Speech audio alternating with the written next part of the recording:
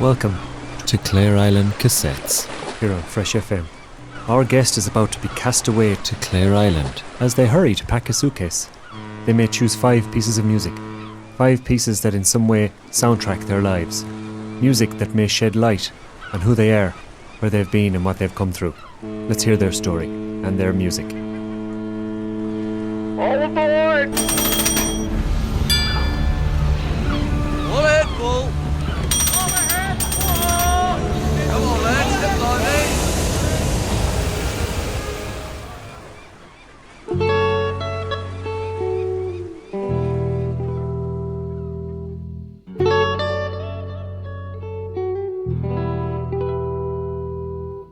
You're gonna need a bigger boat. You're very welcome to another episode of Clare Island Cassettes. Our guest tonight is Elaine. How are you, Elaine? Hello. How are you getting on? Not too bad now. Did you ring this New number? Year. Same to yourself. Did you ring this number by accident, or how did this happen? Is this car boyle? I left a handbag on a roof of a car. Home heating oil department. So you have picked some songs. You're going to head off to Clare Island indefinitely. We'll get to the Okay. we'll get to the logistics of it all as we plod through the music, and be thinking upon a book and a luxury item of no practical use. Right. Don't need an answer now, but just something to be thinking upon as we go through your choices for today's show. You are a proud Irish person abroad. Yeah, living here in Vancouver, Very good. Canada, BC British Columbia. in the year 2026 BC. Yeah, that's it now today, as of today. Oh yes, that's right. We're the second, you're still the first. Oh, yes. Any plans for the entirety of 2026? If you could sum them up in 5 words.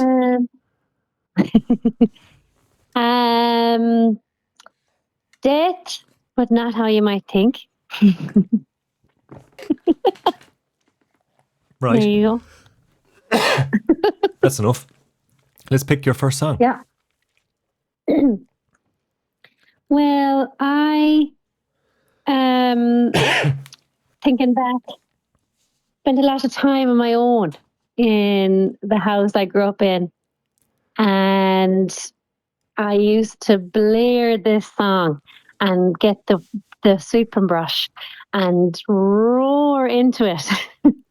Right. Home Alone. I don't know if anyone's ever heard me, you wouldn't know, you probably not, because of how isolated we were, but You might have been seen. they might have as well. Yeah.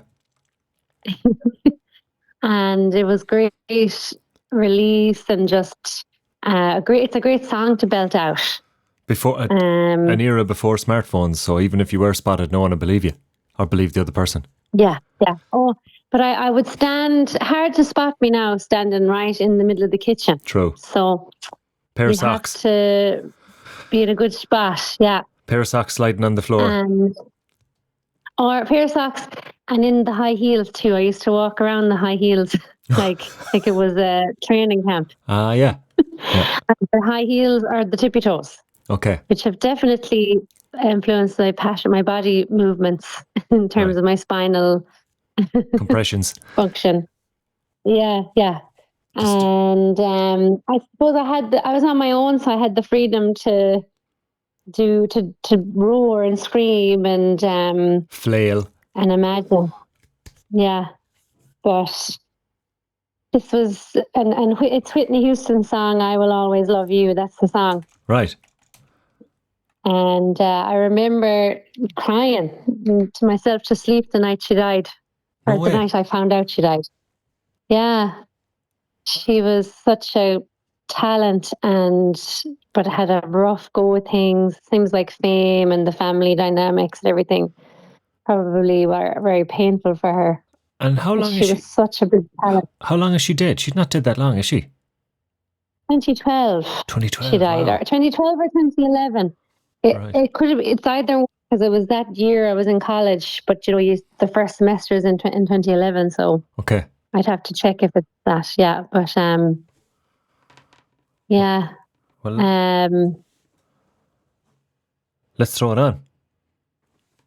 Okay. Choice Iverhain, Rawa Iverhain.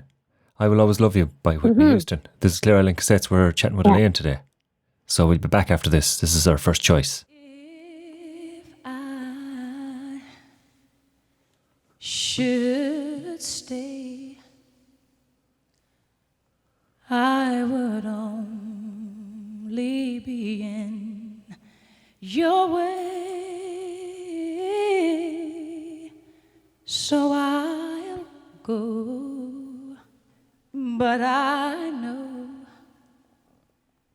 I'll think of you every step of the way.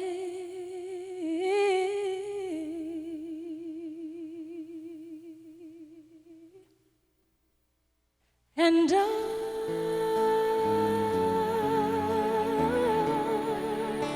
will always love you. Will always love you.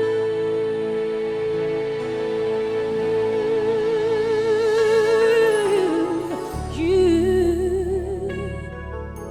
my darling, you.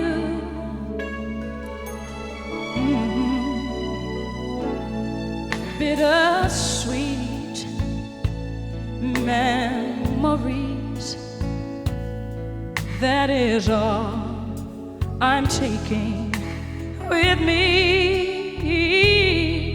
So goodbye, please don't cry. We both know I'm not what you need.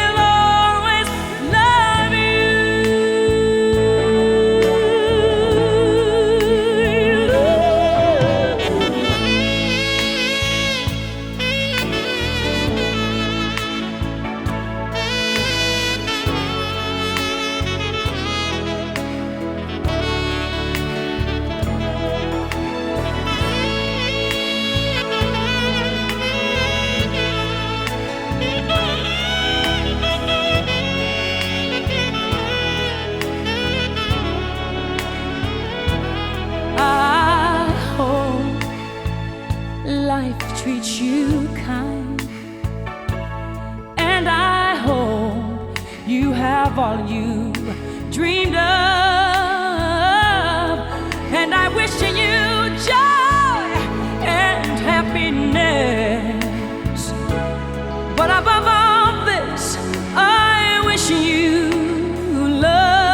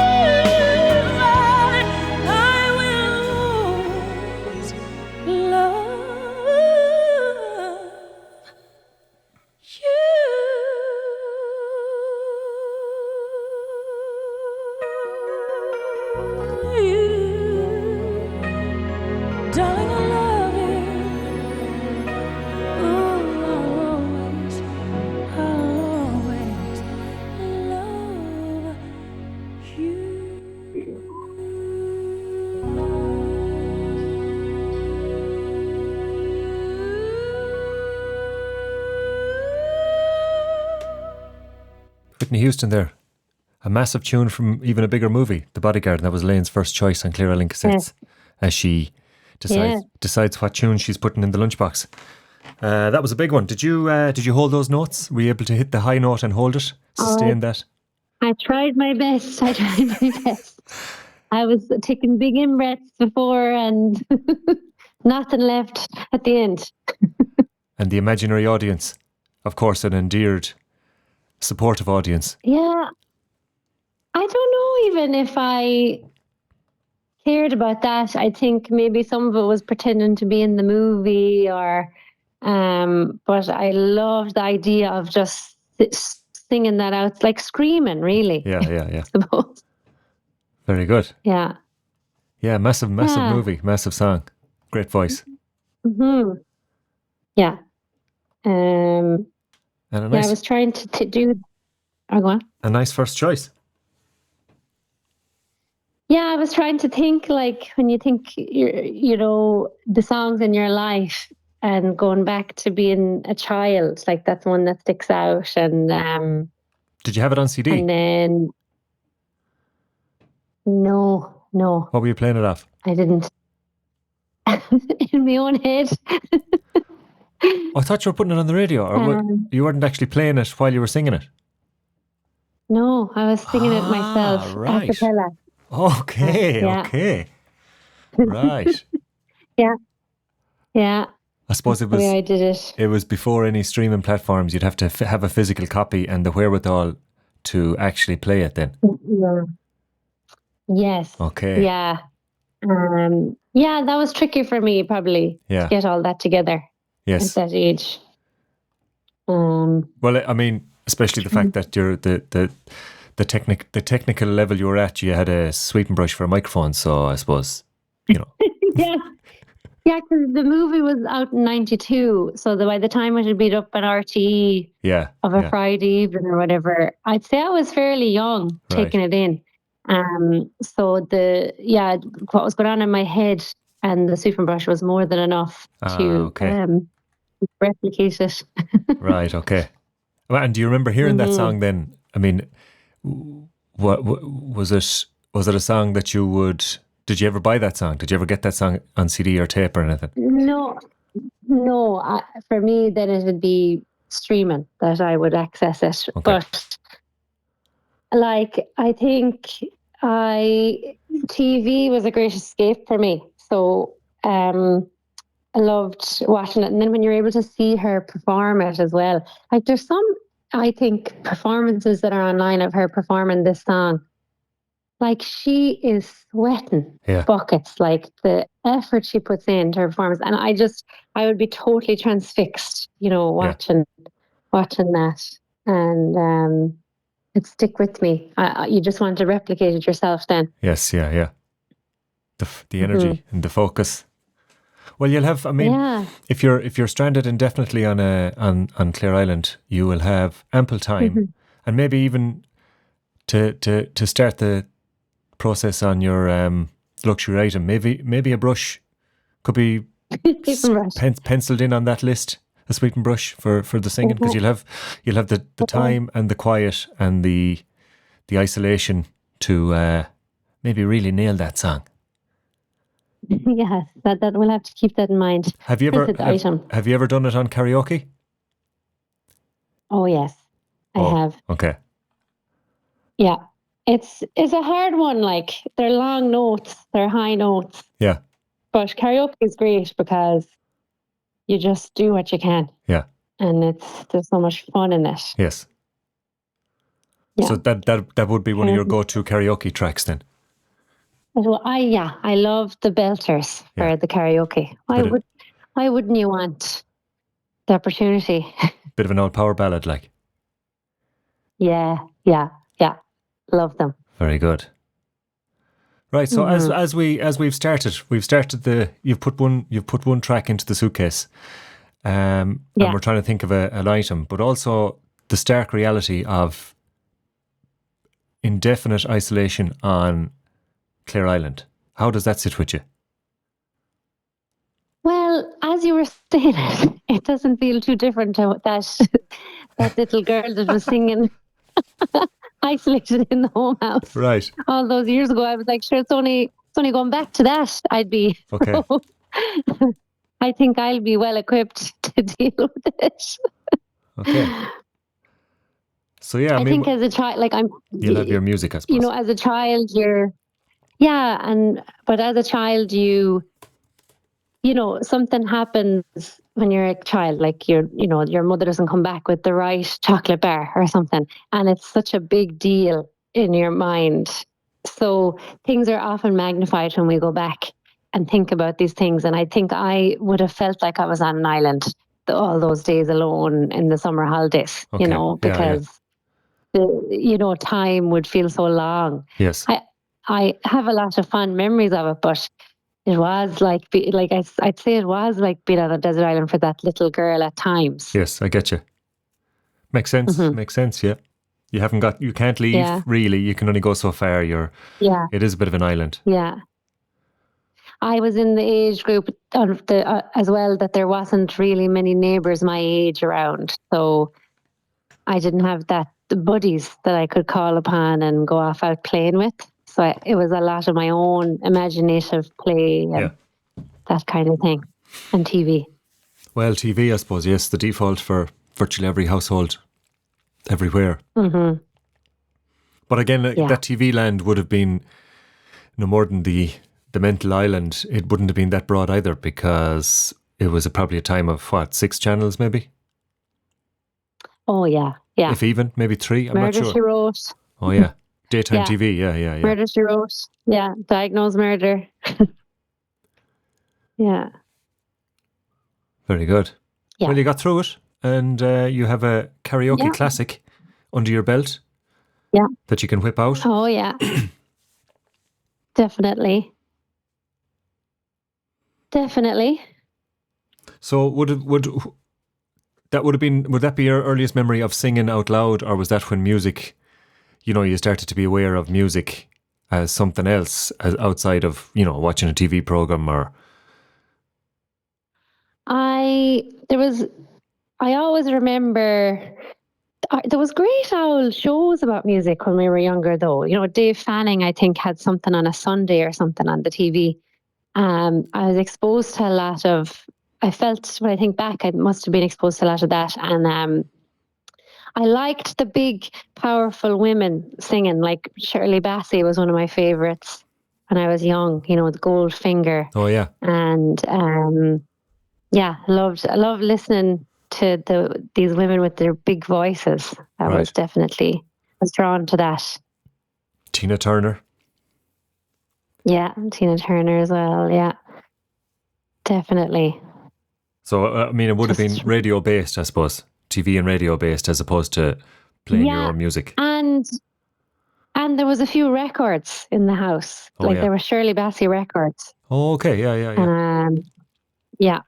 I was listening to them. Very good. So you've an early introduction to music, and you're already seeking out these big, full voices, bit of power ballad, long notes, plenty of the build up and the release. They're quite the songs, like. They are, and the women behind them. Yes, very powerful women too. Yeah. And I suppose that's back in a time where you're not really hearing much about their backstory unless you happen upon something. It's not like you can. I suppose there is libraries. No, but you're slowly but surely finding out. I didn't find that out till later, but I think maybe on a different level, that through their voice and the way they sing. Right. I suppose as a child, I definitely thought that The Bodyguard was Whitney Houston's life story for a long time. Well, I'm sure life and art, sometimes the lines blur, don't they? Yeah, I definitely thought that was. I definitely remember times as a child that you thought that what was on TV was like that was happening. You didn't really know about the magic of it. Right. But then, I think the voice and the way the person would sing, you might not have any words, but I'd imagine you'd be able to feel it, Right. like, to know what was maybe going on. Well, especially a film like The Bodyguard. I mean, it was all about, you know, a superstar with death threats by a stalker. So, I mean, I'm sure Whitney Houston and people like that at that level, you know, being icons, like pop culture icons, whether they wanted that attention or not was not really within their control. Like, but so I'm sure, you know, watching a film like that, hearing her sing, it's all kind of heading in the one direction, isn't it? Building up a certain picture. Yes, and it kind like when you think about what fame did do. Yeah, there's parallels. Correct. Definitely, yeah. Yeah. Yeah. Well, where are we going next? Very different place. Good. It'll be all about variety on the island. Yeah. This is Deus Meus Aduva Me. It's an 8,000-year-old song. Deus. So Deus. Yeah. Meus. And then it should Aduva Me, I think Adiuva. Oh yeah. And whose version are we going for? The University of Notre Dame. I picked. Okay. Yes, the University of Notre Dame Folk Choir. Yeah. There you go. Right. Rawa Iverado. This is Elaine's second choice for the suitcase as she begins to pack it at the pier near Runa on her way to Clare Island. Let's get this on.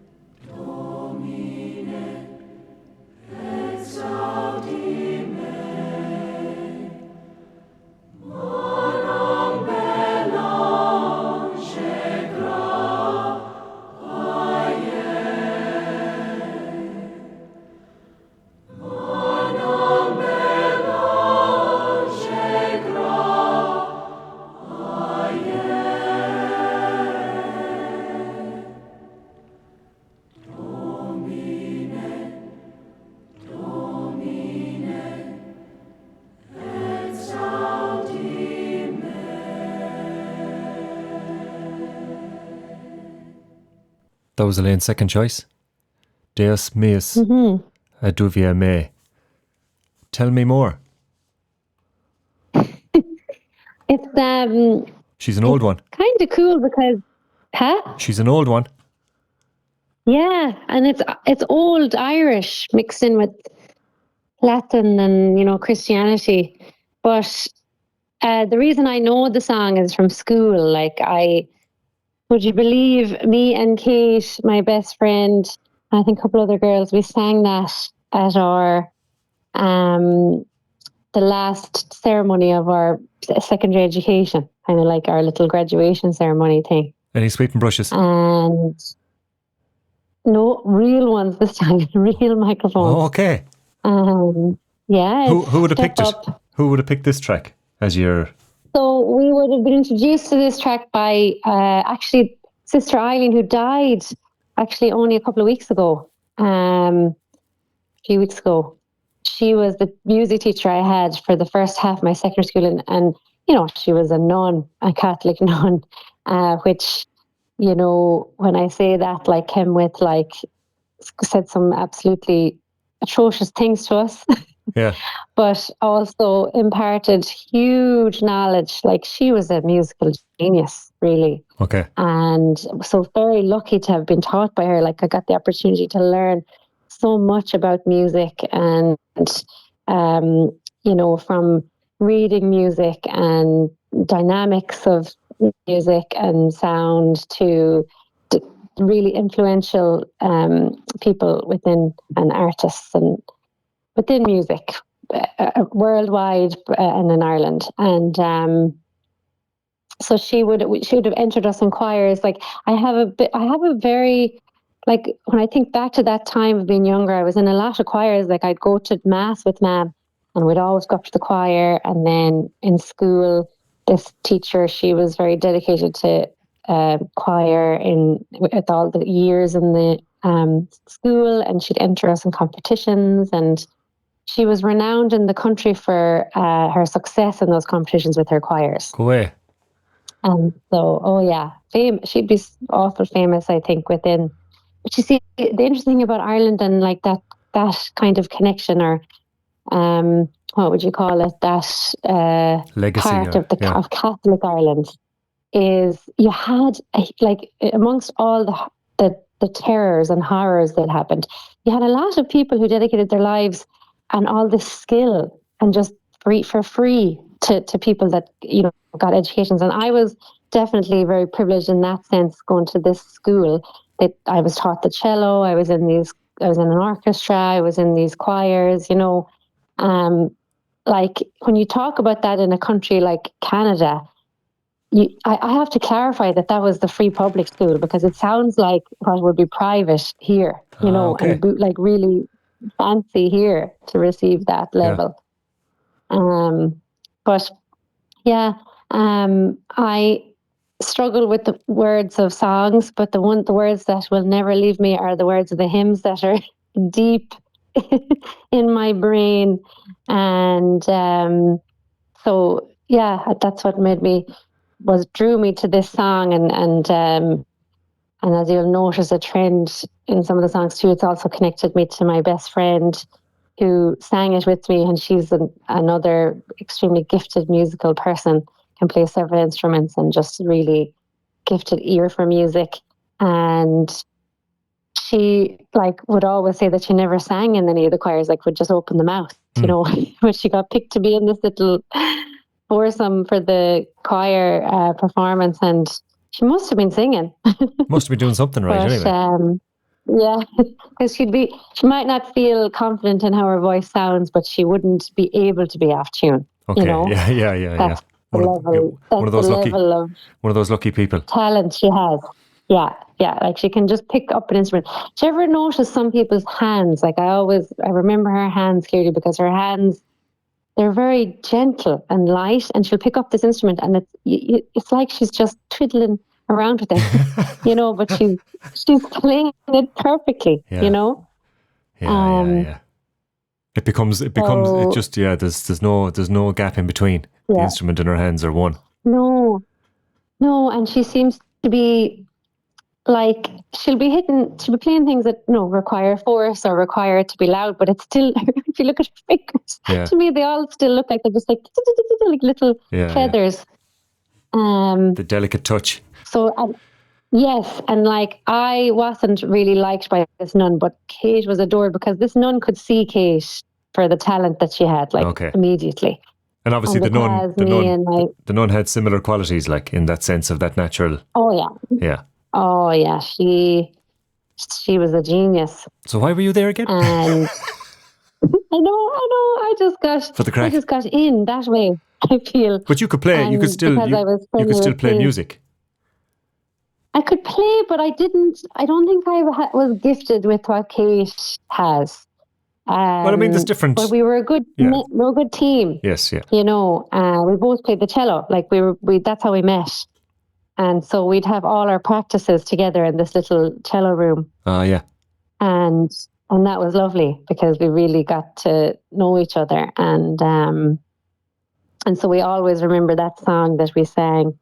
And then it's just when you actually look at the song that you're singing, it's awful interesting. Like it's basically God Help Me. And Brad in this cello room. Funny song I was singing as we leave secondary school. Yeah. But, exactly.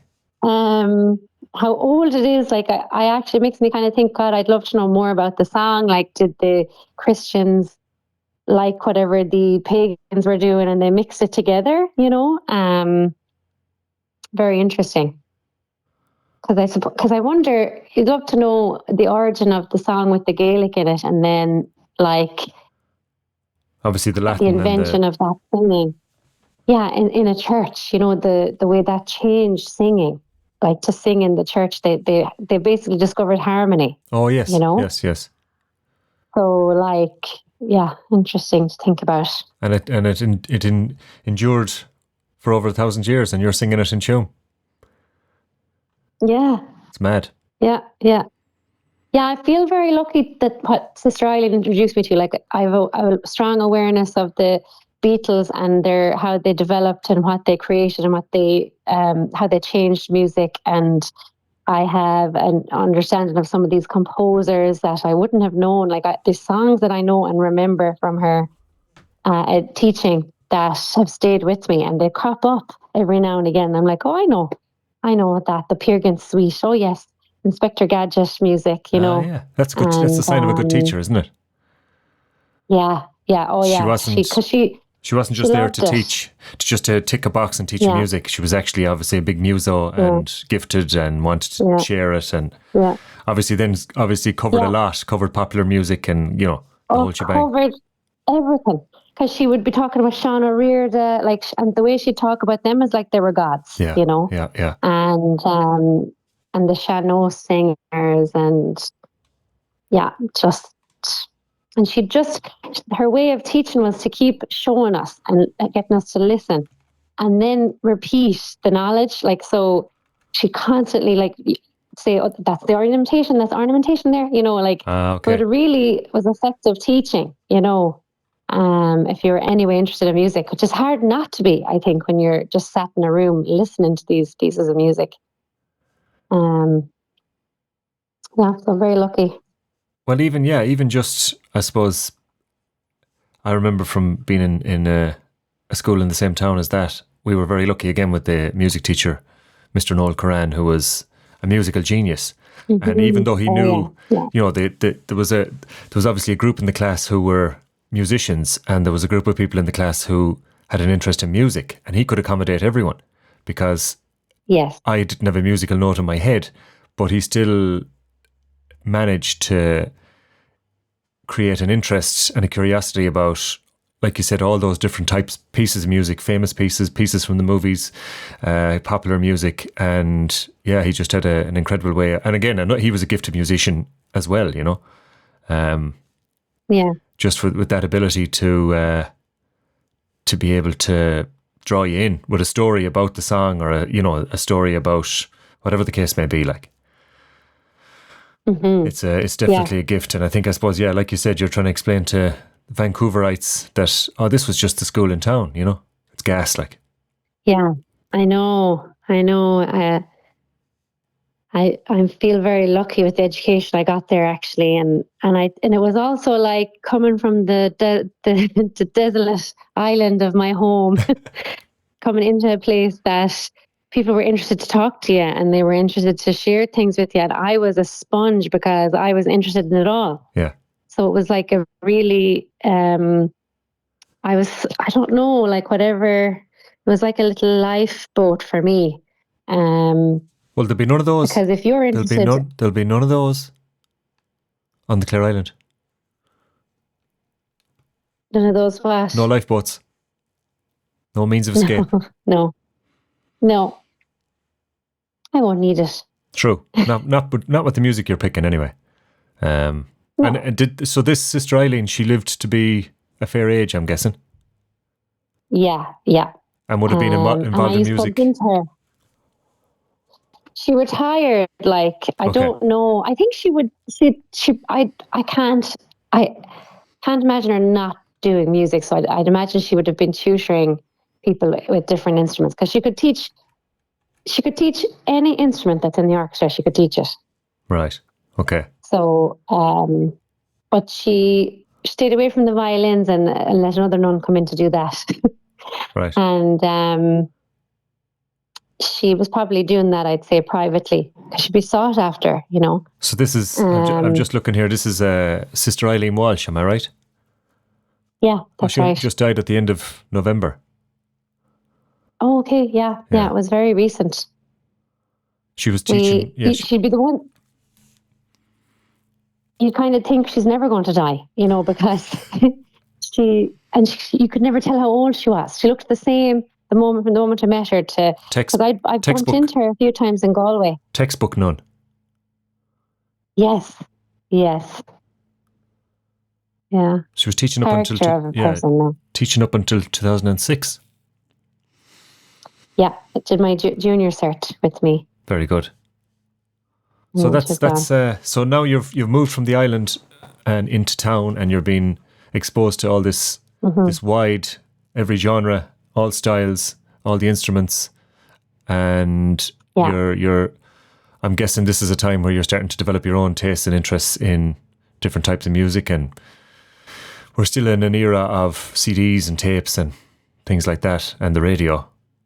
We're not really at the we're not at the iPad or the iPod just yet, I don't think. No. So the music you mentioned the Beatles, you're mentioning popular music being part of the curriculum in the Mercy Convent. Yeah. So where are we going next? We're going to the Saw Doctors. Staying local. And the green and red of Mayo I picked. Oh, very good. I suppose it's all very nicely linked because I think I was fairly ignorant to this growing up, but I've definitely become more aware now of how rich the town of Tuam is of music. Ignorant to it in that I was unaware because I was in it probably, but because there was so much trad music, I was in a little trad group through primary school, and that was always around. And then I have the two lovely memories of my mother bringing me to Saw Doctor's concert up in the Black Box in Galway, and that must have been one of the earliest live gigs like that I've been to, and I'll never forget it. It was one of the best gigs I'd ever seen. It definitely set off like I have to come to a lot more gigs like this. Yes. And my mother parked the car right directly in front of the Black Box, and then proceeded to stick her head out the window and beep gently at the big crowd who was just trying to leave normally from the venue in her little red polo. Oh, Lord.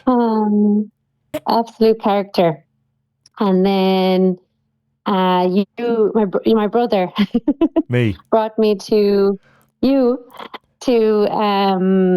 see the Saw Doctors, and it was a New Year's Eve, I think, probably, gig in the Traveller's Friend in Castlebar. Oh yes. I was just like, this is, to me now, you know, being brought by someone so much older and like so much older and your friend. And again, it was just like, wow, you know, like, love this. you know.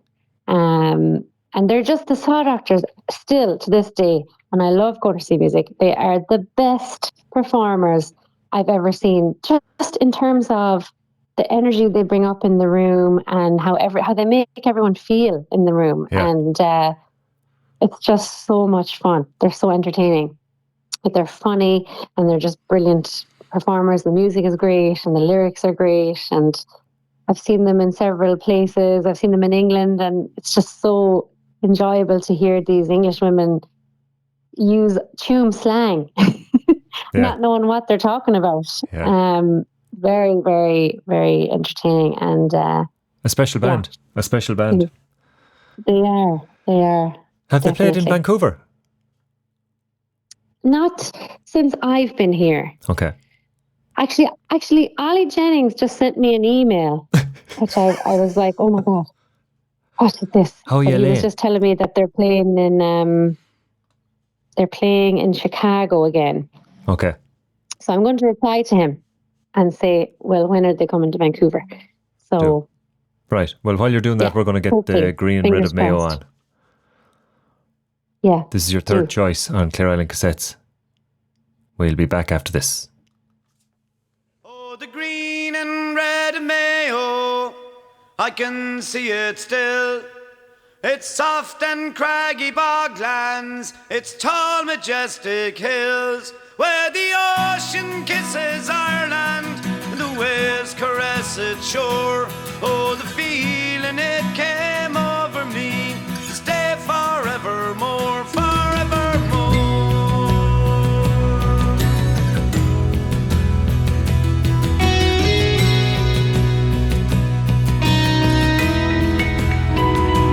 From its rolling coastal waters I can see Croagh Patrick's Peak, where one Sunday every summer the pilgrims climbed the reek, where St. Patrick in its solitude looked down across Clough, and with the ringing of his bell called the faithful there to pray, there to pray.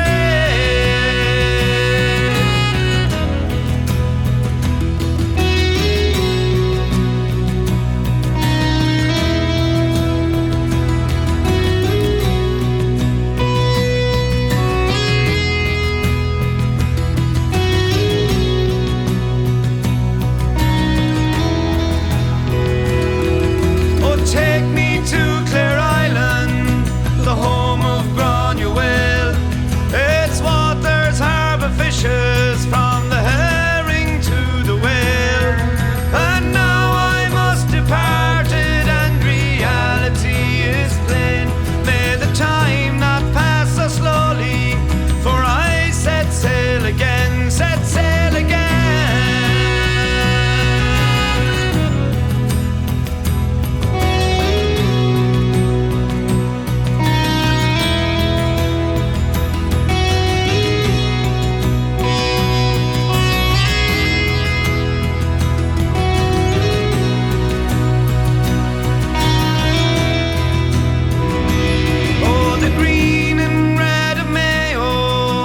I can see it still.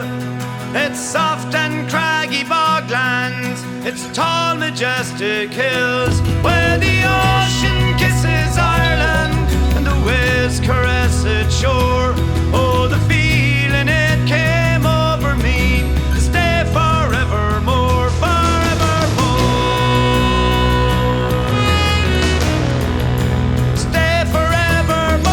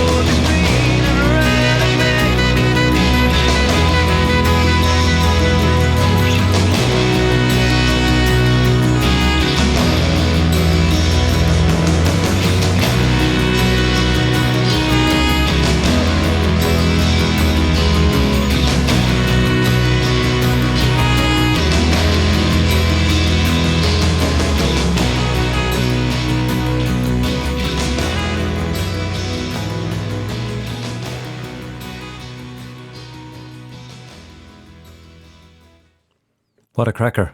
That's Green and Red of Mayo, and that was from the Saw Doctors album. That came out in 1992. All the way from Tuam. And it's funny when you listen to a song like that sometimes, maybe it's the headphones, maybe it's the no distractions and just listening.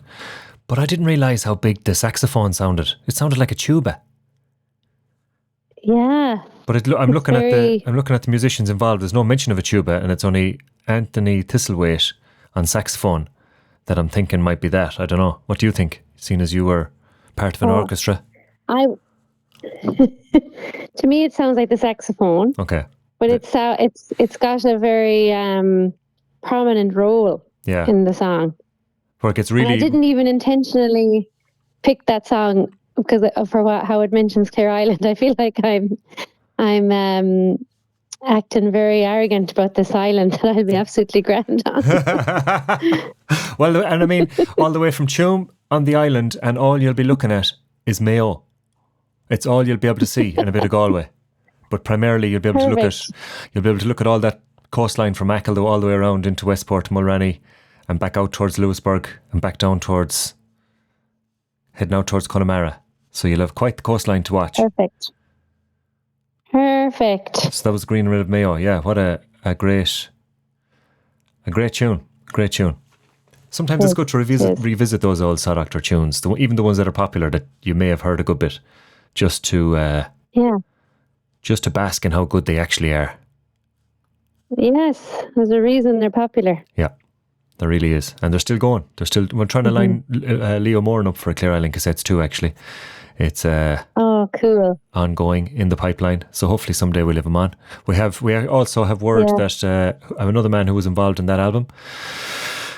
John Burke, he played the mandolin and guitar and the vocals. He was a band member at that time, and he said he's happy to come on here too. So that could be a bit of crack.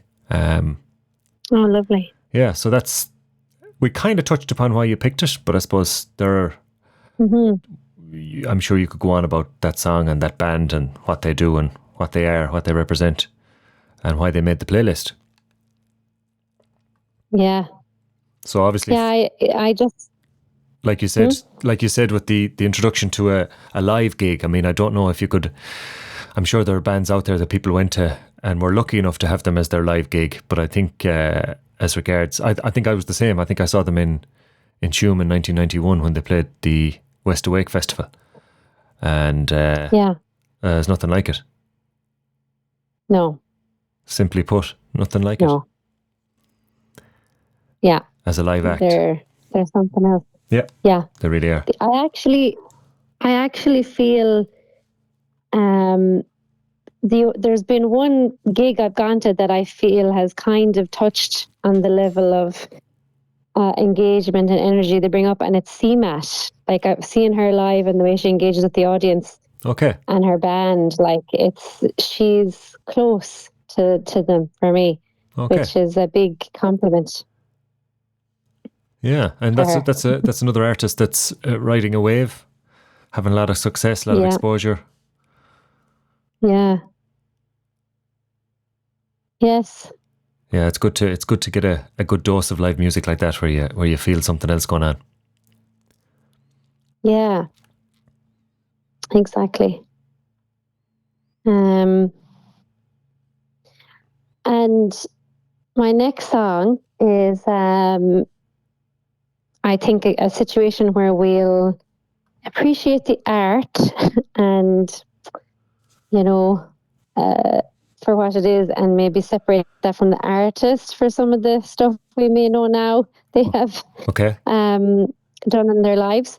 But another early memory with music is getting the free CDs with the RTE Weekend Guide. Yes, yeah. And one of them was a Michael Jackson CD. Okay. And that's where I really kind of engaged with his art and music, which is like just phenomenal song after phenomenal song. And King of Pop. Yeah. And one of those songs that I loved was Man in the Mirror. Oh, yeah. And it happened to be a song that my best friend Kate also loved. And so there's plenty of memories of us before we'd go out or just in the house and singing it away. And also, listening to the words of the song and wanting to like actually fulfill the wish of that song, or the kind of instructions almost in that song, like to look after yourself first in order to spread that change like in the world. Yeah. Like that is the ultimate dream for peace in the world. So yeah, very fond memories of that with my friend Kate. And that's back. So was that, what album was that on? Was that on Bad, was it? I think it was. Yeah. Yeah. So 1987. So that's when that came out. So I mean, he was a huge artist in the 80s, where I suppose you wouldn't have been exposed to his music unless it was on the radio or TV. Yeah. And this is a classic. This is a great song. But yeah, again, an incredible artist. And you're right, sometimes you may have to separate one from the other to enjoy the music. And yes, I couldn't leave it off it because it's like one of our songs. Yes. One of the big ones. And it's a beautiful song. And he has many songs like that. Like they're so easy to sing and so pleasant on the ear, and like, yeah. And then also like great to dance to, which is another what would you call it, realm that he greatly influenced was dance. Yes. Yeah, well, his whole presence, I suppose, on the stage through every song. Mm-hmm. The ultimate performer.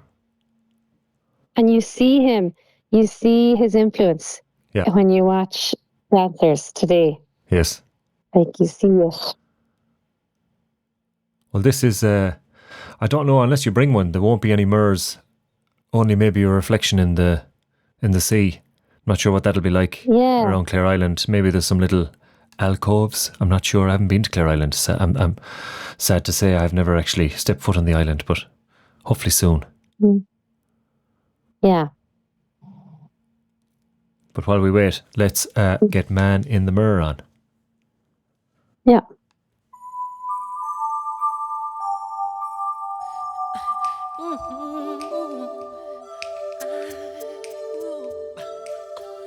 Gonna make a change for once in my life. It's gonna feel real good. Gonna make a difference.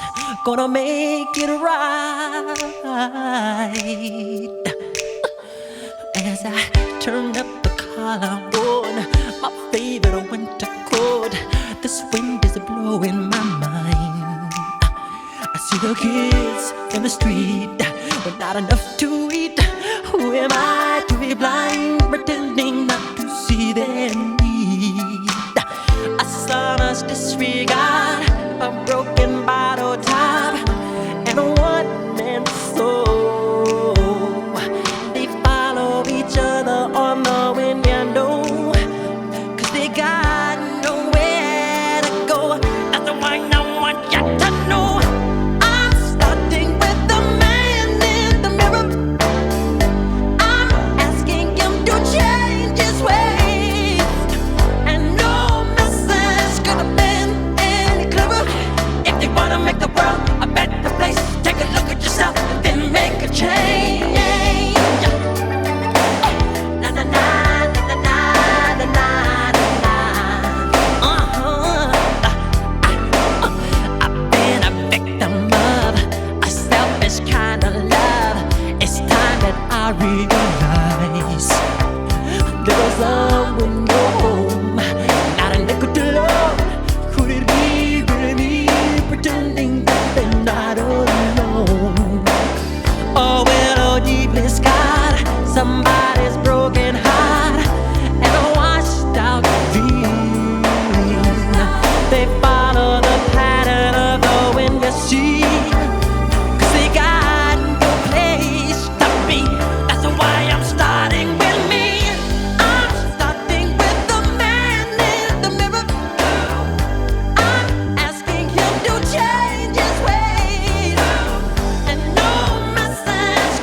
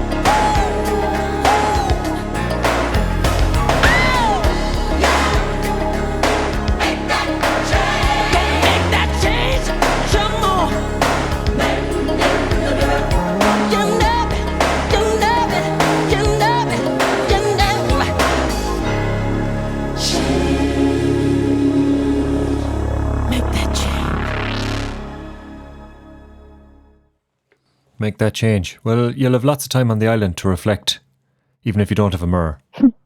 But there will be time to make changes.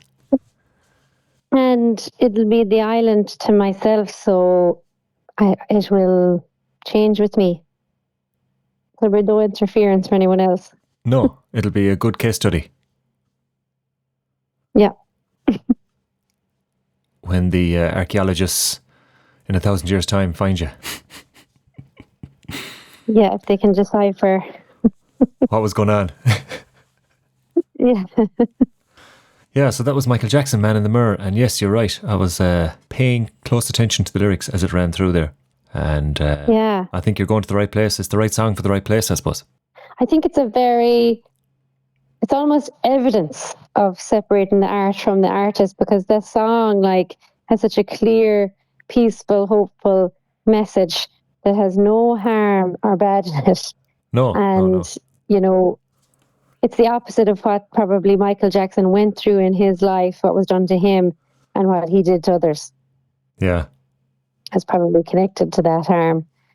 So, yeah. Complicated. Yeah, very. But a great track, and a good one to bring with you.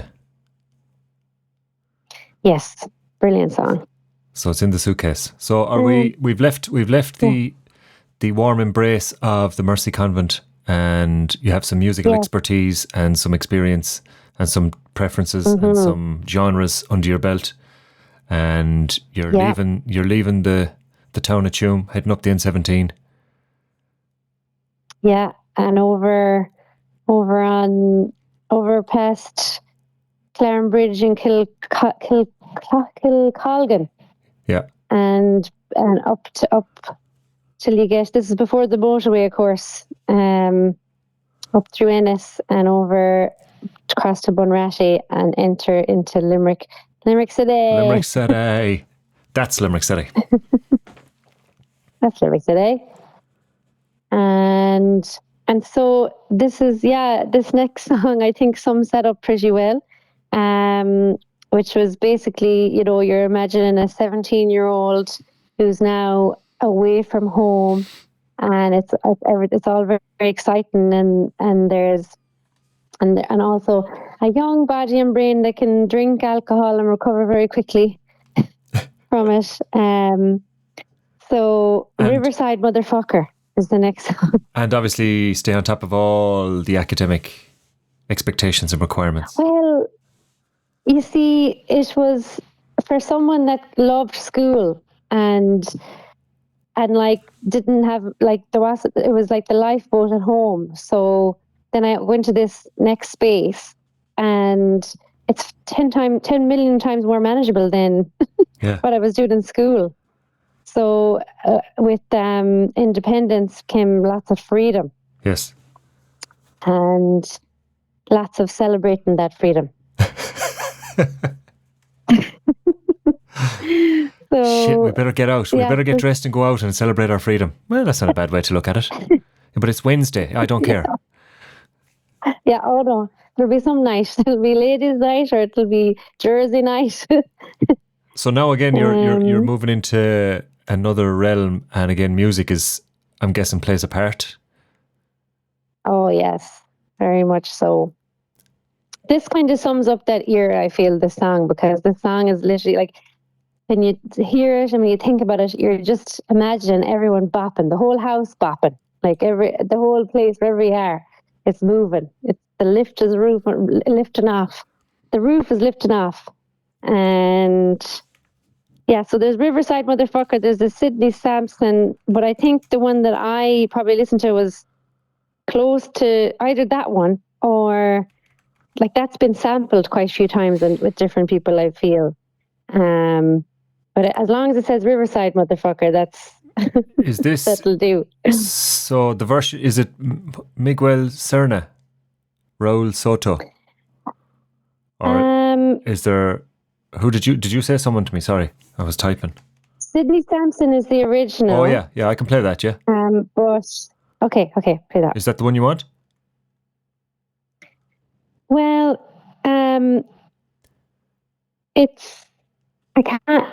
Yeah, I think that'll do, but I don't know if that's the one that's like in the memory, because the memory is also kind of foggy at that time as well. Right. And I only really remember certain parts of the song that were relevant to when we'd roar and shout at each other.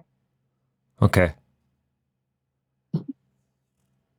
Well, I don't mind. I mean, if I can, is there any other name version that I might read out that, you know, may ring a bell, or do you want to just go with that one? Because I mean, his one doesn't have motherfucker in the title. Actually, his is just Riverside, Sidney Sampson. Whereas, yeah, because I'm guessing there is some.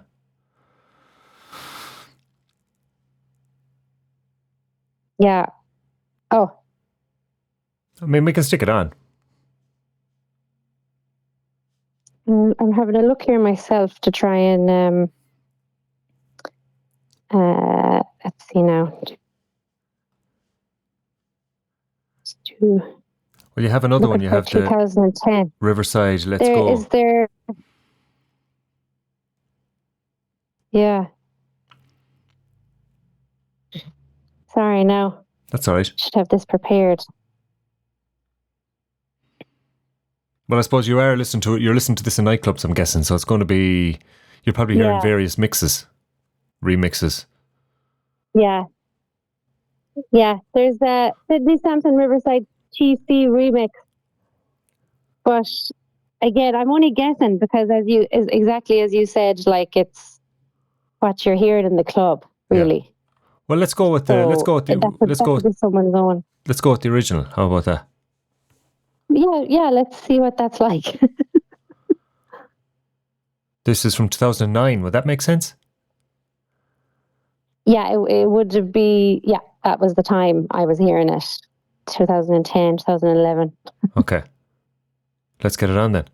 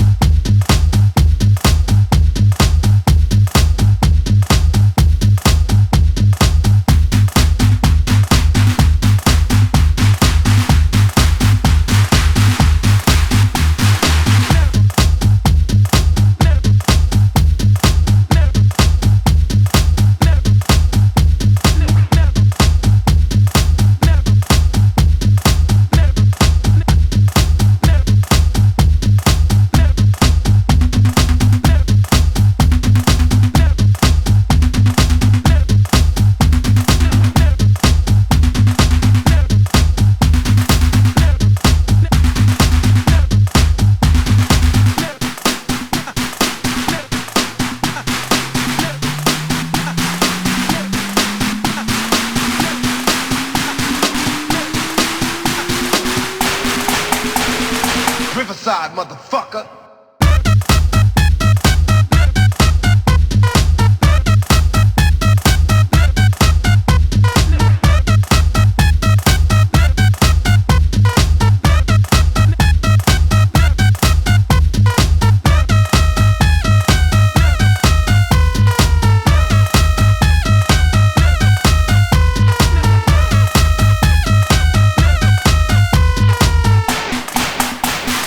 Riverside, motherfucker.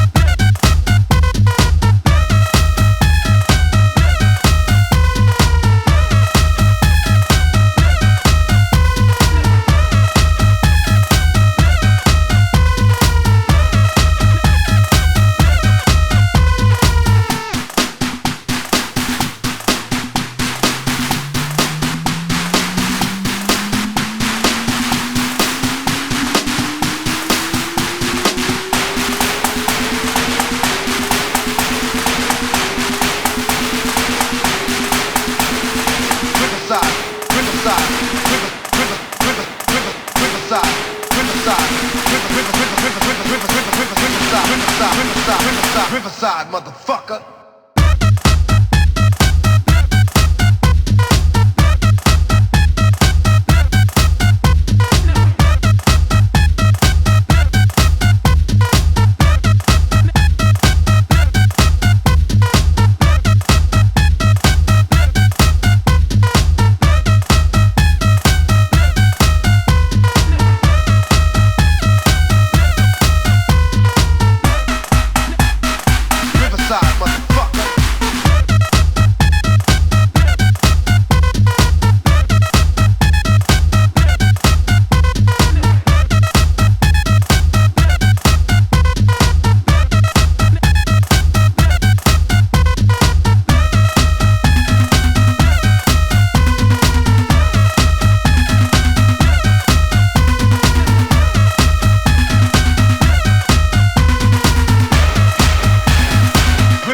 Motherfucker.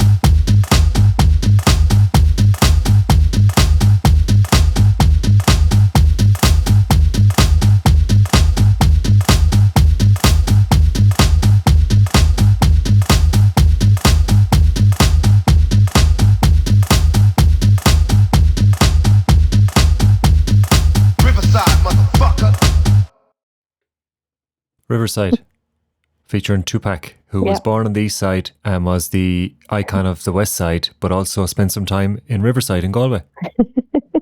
So that was obviously a time when you were pushing up the roof tiles on nightclubs in Limerick City. Yeah. Oh, that indeed it was. And it was a great time. I definitely made the most of it. That is a tune I have not heard in a very, very long time. That's a good one. Yeah, we used... You'd go mad when it'd come on, you know, just... Lift the place. And you'd be singing the bit like... Everybody would be singing that. I doubt you were on your own. No. Yeah, but, you know... Oh, go on. No. No, because I was going to move to the next song. Oh, no, I'm just... I'd like to stay in Limerick City for a bit longer, so that was...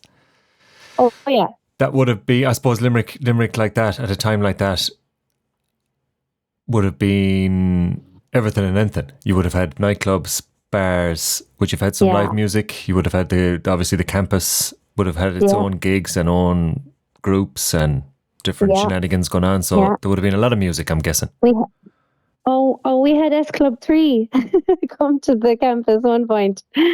One of the art... For what? S Club 7, no? Is it? Yeah, but there was 3 of them, so it was S Club 3. Stop. Would that make it better or worse? I don't know, sure. You'd still go for the look, you know, see who it was. But I think it was Paul, and that's the only one I could think of, actually. But we had plenty of choice. University of Limerick was a real gem because you had the Stables, which was one of the pubs, one of the main ones. There was a few though. There wasn't just the Stables. There was at least 3 pubs, and then you had the Lodge, which was walking distance for us for one nightclub, and that was a great because it was one of those kind of messy ones, and it was only students in it. And then you could get the bus into town, and you had at least 3 or 4 nightclubs in there at that time. I started university in 2008, so we were the dregs of the Celtic Tiger, and kind of being 17 at that time, a little bit oblivious and ignorant to the economic situation. And maybe that speaks to my privilege of it too, with having a situation where my parents could afford for me to go there and to pay my rent and pay for. Now, I think Ireland as well, uniquely, education didn't cost as much as it costs in other parts of the world, but we enjoyed ourselves very much, considering there was such a massive crash happening all around us. And we did see it, with the people coming behind us. They weren't maybe as free as we were, because I think we just got in before it really got bad for everyone. And so we were still seeking the thrill of going out and the Goldschlager and all this excess that was happening. It's funny you mentioned that, actually. I did a show once upon a time on the Celtic Tiger, and I got people to send in WhatsApp voice messages on what it meant to them. And I think Goldschlager came up more than once.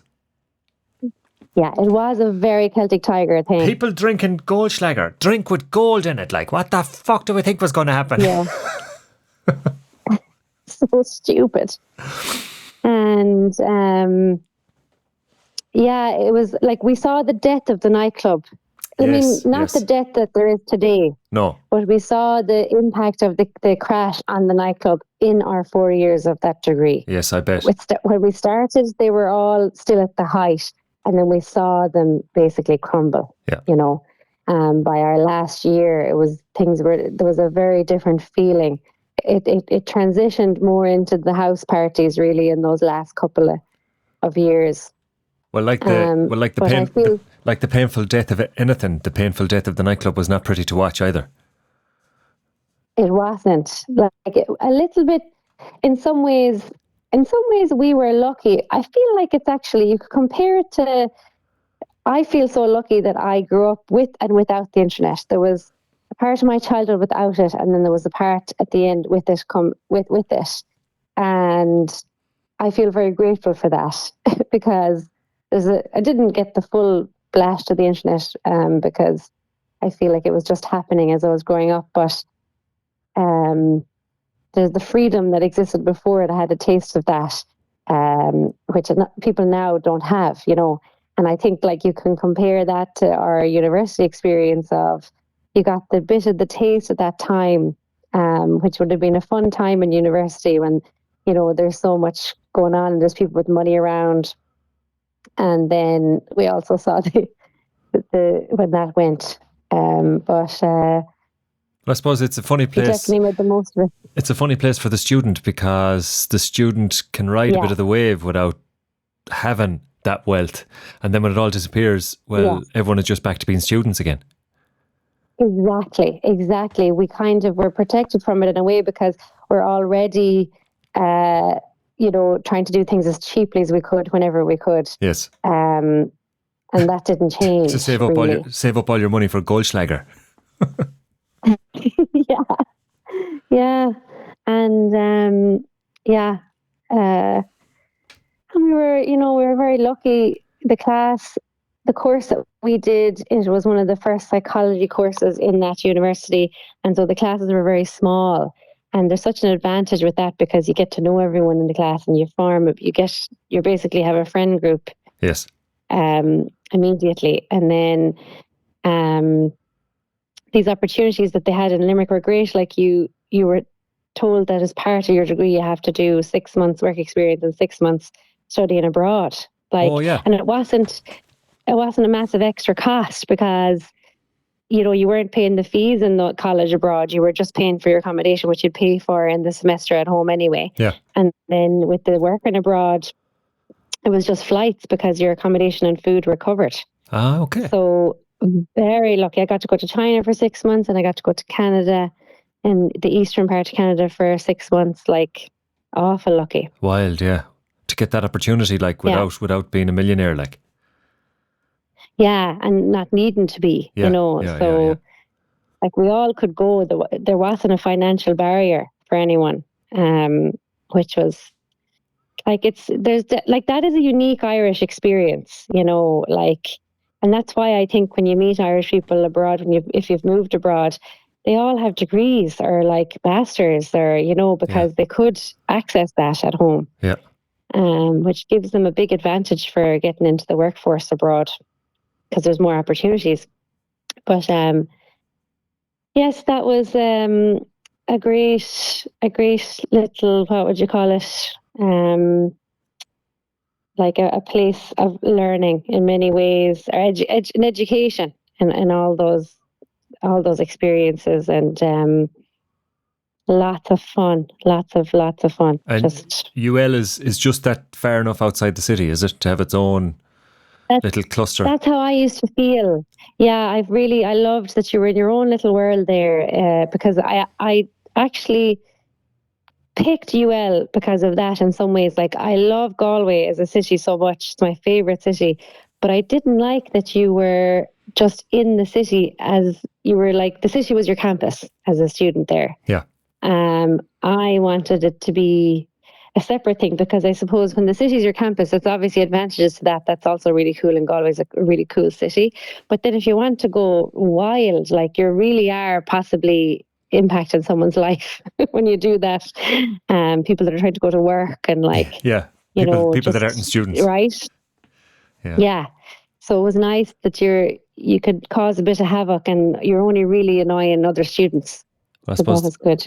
That's and then again, you can hop on the bus and head into town, and it's all good.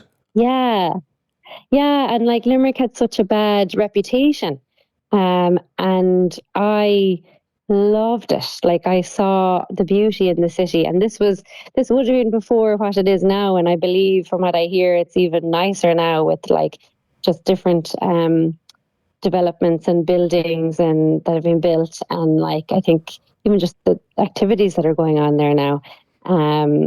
But I really loved it as a city, and I think also a lot of people in my class were from Limerick, which makes sense, you know. Yeah.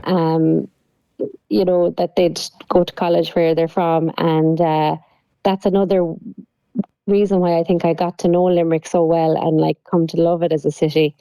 You get they'd be sharing that with me. You have the local knowledge. Yeah, exactly.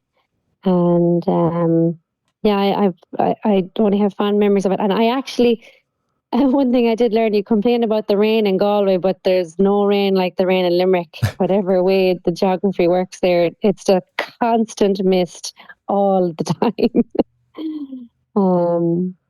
Yeah, that's how it felt anyway. But the next song I've picked, it kind of brings us back a bit again to my roots, with just like these big, beautiful, strong women, and Tina Turner, Private Dancer.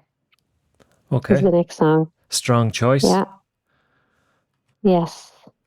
I had a feeling she was going to feature on the on the playlist. She is very important.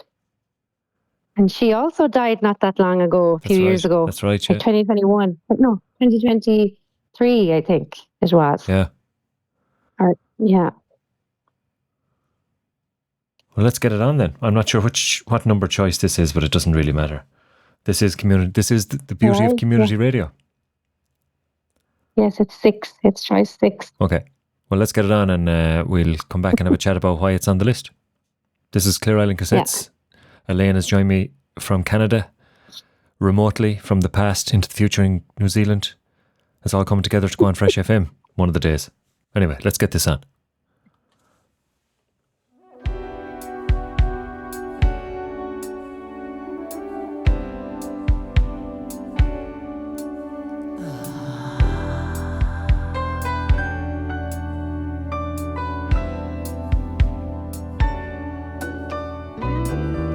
Well, the men come in these places, and the men are all the same. You don't look at their faces,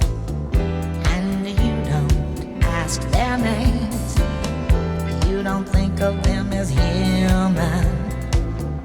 You don't think of them at all.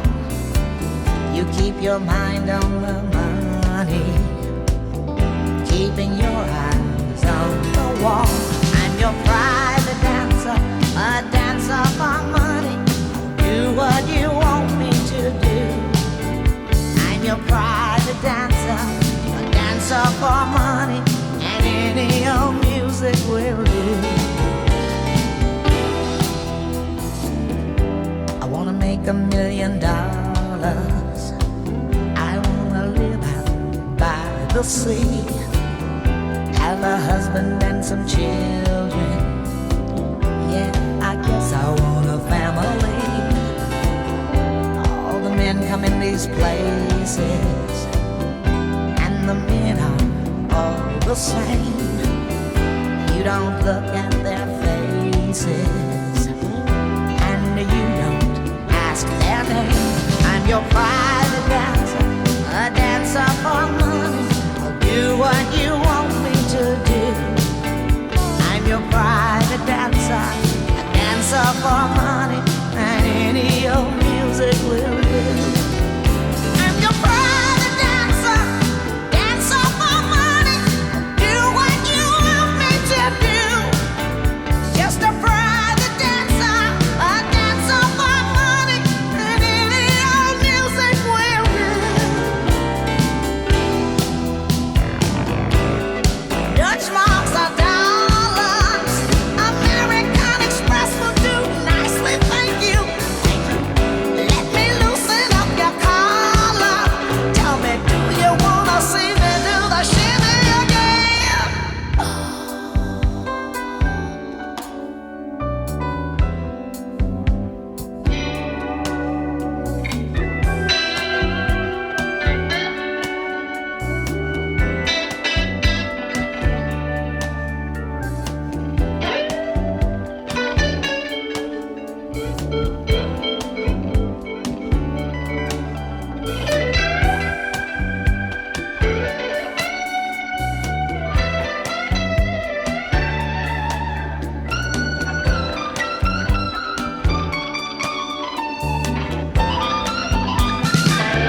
I'm your private dancer, a dancer for money.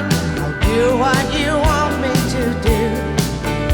I'm your private dancer, dancer for money, and any old music will do. I'm your private dancer, dancer for money. I'll do what you want me to do. I'm your private dancer, a dancer for money, and any old music will do. I'm your private dancer, dancer for money. I'm your private dancer. Private Dancer there from the one and only Tina Turner. Yes. Great track. I didn't realise it was written originally by Mark Knopfler from Dire Straits. Oh wow. I did not know that. Yeah, But he she did.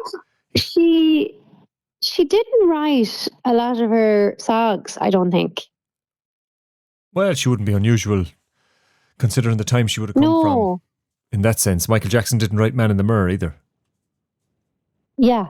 So I suppose that was- true. Exactly. Not to take away from it anyway, but I mean, No, she would have come from Not at all. she would have come from a time where everyone covered everyone's song, like, didn't they? Yeah, it's still done Yeah, today, yeah. but it's I think maybe we do live in a time where there's a bit more like representation of artists that do it all.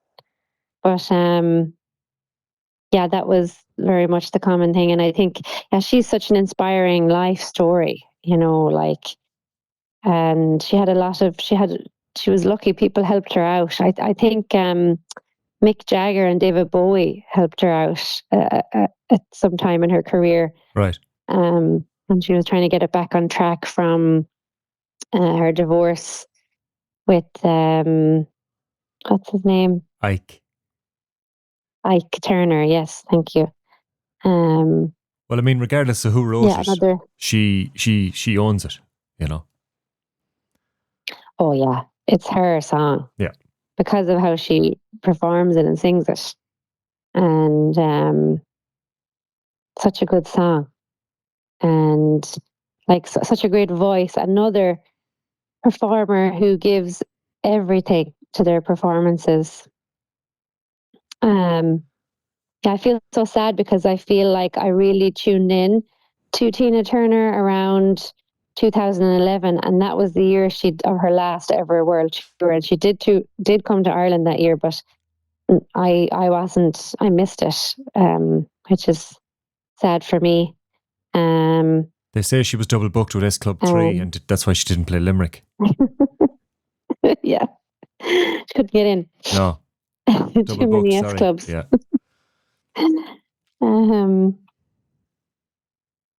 Yeah, just and like she's such an inspiring person with what she managed to do in her life and get through, and reached the heights that she reached after Ike Turner. Because like what they were doing and what Ike Turner did was pretty. Did he is he what's the word, like credited with creating rock and roll or something? Is that Ike Turner? He was back around that time, yeah. I mean, they were two huge artists like back in the day, you know. Yeah, yeah. But to break free from him and like, because he was in addiction and very abusive. Yeah. And to like forge her own path and become one of the greats herself, like to move out from under his shadow, I suppose. Yeah. And like, and she moved with such kindness and love. Like, if you read her book, which I'd recommend you do, like, she doesn't hold any grudges, like she views everything through the lens of compassion, even though he caused her a great deal of harm. Like she had to get surgery in her face, I believe. That's right. Yeah, it was some of his abuse. And well, it wouldn't have been an easy time even when they started being a black actress like that, and then moving out from under his shadow and forging her own path. But again, when you have a voice like that, you'd hope it always comes through, like, you know. So that'll be a great one for absolutely belting at the top of your lungs. Yeah. Into the branch you've broken off the palm tree on Clare Island. Yeah. It will. Yeah. And it'll be great comfort. Good choice. And I think there's a theme here with me and these strong women, and I think it probably comes from the fact that there's many strong women that have come ahead of me in my genetic line, including my mother and my grandmother. Yes. So I'm probably drawn to these singers because of them as well. And very lucky. Well, Whitney Houston is in there and now Tina Turner's in there. So yeah, there's nothing wrong with that. No. And you get to enjoy some of the guitar work of Dire Straits in that track itself with Jeff Beck and the Dire Straits band. So even for its the musical side to it. Yeah. Great track to pick. So the suitcase is getting full. We've about a half an hour left, so you can cram as many as you like into that. Okay. And we'll keep going. Okay. Well, the next one I want is the Bees Wing by Christy Moore. Okay. Again, another man who could cover a song. This was, I think, Richard Thompson wrote this, but of course famously covered by Christy Moore, and many more people have covered it, but an incredible song that it's only in the last few years I came across this, and I think I've seen it. Did he do it live the time we saw him in Mullingar? I think he did. Yeah, he did, and he did it live again in September when we saw him in Leisureland. Yes, that's right. Yeah, great track. a great man, another man in, you know, I suppose a lot of these artists, no more than Tina Turner and Whitney, I know Whitney is slightly different, but they've been on the road, and we've got to enjoy the last how many years of their career, and they had a huge career even before that, but they're all getting to the age now where, you know, Tina stopped touring, and whatchamacallit, Christy Moore's still on the road, belting away, and still doing a great job, still a great man to see live. If you can get a chance to see him live, take it. He won't be around forever, even though it does feel like he will be. Incredible live, great show he put on this year, it has to be said. Yeah, amazing. Some man indeed. Anyway, let's get this on. This is a cover of a track, and like any song, most of Christy's songs, he sounds like he wrote them.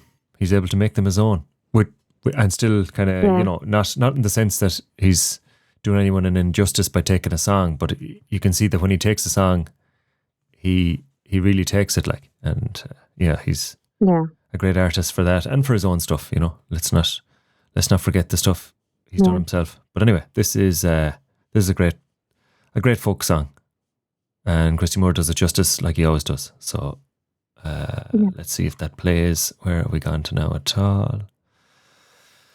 I think it's on an album from 2017, On the Road, which of course he still is, and get out there and see him. Yeah. I was 18 when I came to town. They call it the summer of love. Burning babies, burning flags, the hawks against the dove. I took a job at the steaming way down on Caltram Street, and I fell in love with the laundry girl working next to me. Brown hair zigzagged around her face, a look of half surprise, like a fox caught in the headlights. There was animal in her eyes. She said to me, can't you see, I'm not the factory kind, and if you don't take me out of here, I lose me mind. Oh, she was a rare thing, fine as a bee's wing, so fine a breath of wind might blow her away. She was a lost child, she was running wild. She said, so long as there's no price on love will stay. You wouldn't want me any other way.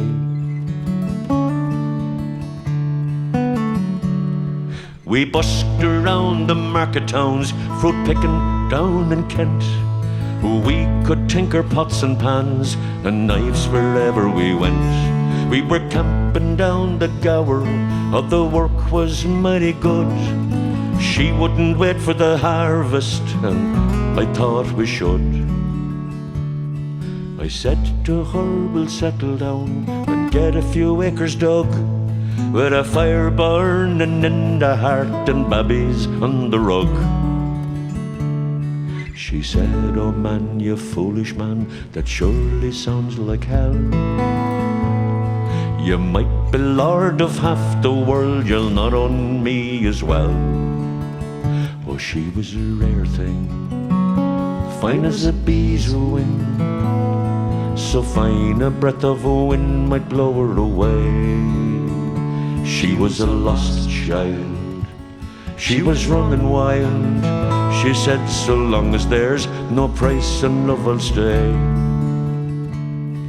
You wouldn't want me any other way. We were drinking more in those days, our tempers reached a pitch. Like a fool I let her run away when she took the rambling itch. And the last I heard, she's living rough back in the Derby beat, with a bottle of White Horse in her pocket, a wolf found at her feet. They said that she got married once to a man called Romany Brown. Even a gypsy caravan was too much like settling down. They say her roses faded, rough weather and hard booze Maybe that's the price you pay for the chains you refuse. Oh, she was a rare thing, fine as a bee's wing, and I miss her more than ever words can say. If I could just taste all of her wildness now, if I could hold her in my arms today, I wouldn't want her any other way. She was a rare thing, fine as a bee's wing, I miss her more than ever words can say. If I could just taste all of her wildness now, if I could hold her in my arms today, I wouldn't want her any other way. Oh, yeah.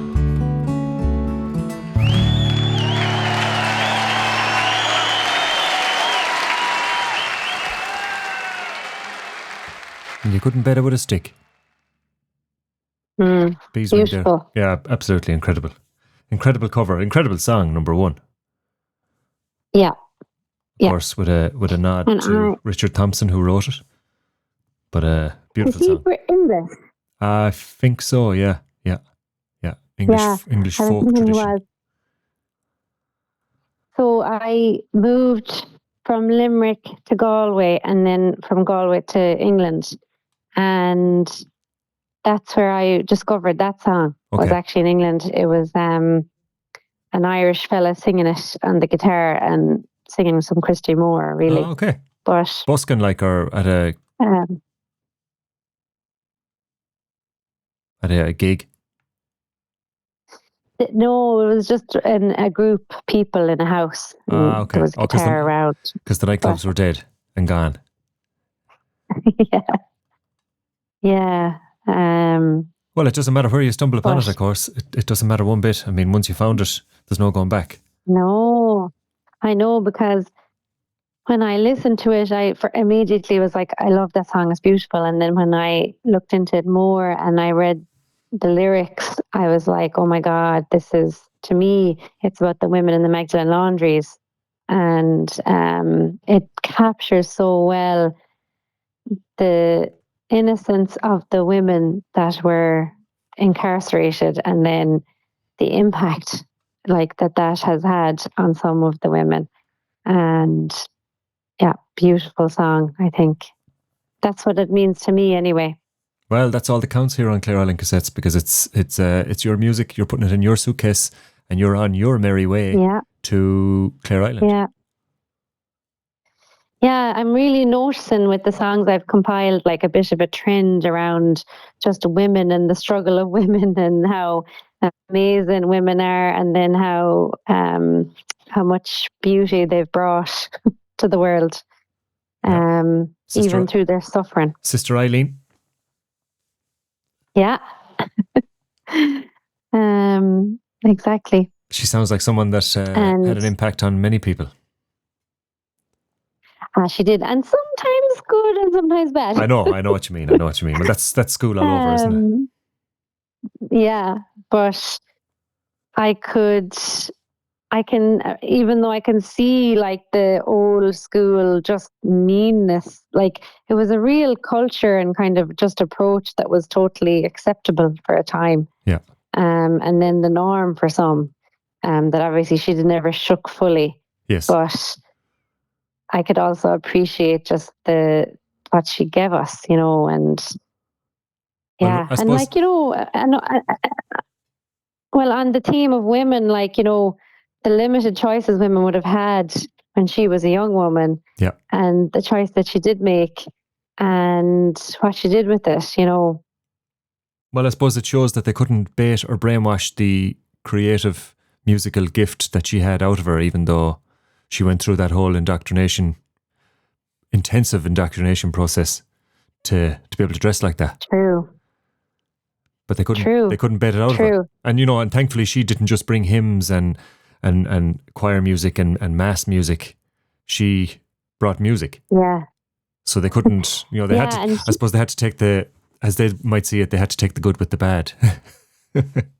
Yeah. She's on about those Beatles And again. like, she was following a curriculum too. Like Yes, it wasn't, I don't know, would she have done that herself? But, she wasn't like trying to suppress it. And like, she played the Bohemian Rhapsody for us as well at one point. And she was so funny because when the rock music part of it starts, she makes all these grimaces. She walks back and forth across the room, like acting like her ears are being injured by the well, that's comical. That's the brainwash part, isn't it? That's the struggle she had, I suppose. Yeah, but and even though there was a bit of, I feel like there's a bit of crack in her doing that, like as well, and like performance. She knew what she was doing. I felt, but yeah, like thanks to her, I met my best friend Kate, who I'm very grateful to have in my life, and another music lover, and just all around. You're going to play a song for her. One of those is going into your suitcase too. Yeah, we're going to crack on. I'm not putting the push on you now, but we're going to pick another song. Yeah, we're hoping to play 3 more. We discovered. She visited me last year, this time last year, and we both discovered that we loved put this song on, and we were both like, I love this song. We hadn't realised we both liked it, and it's Lisa O'Neill's Old Note. Oh, yes. Very good. Good choice. That's a good tune, yeah. Yeah. And we'll hopefully squeeze 2 more in after this, and then we'll have a quick chat about a luxury item, and we'll be getting ready then for the departure time as you leave Runa and head for Clare Island. But anyway, this is Old Note, Lisa O'Neill. This is Elaine's second choice.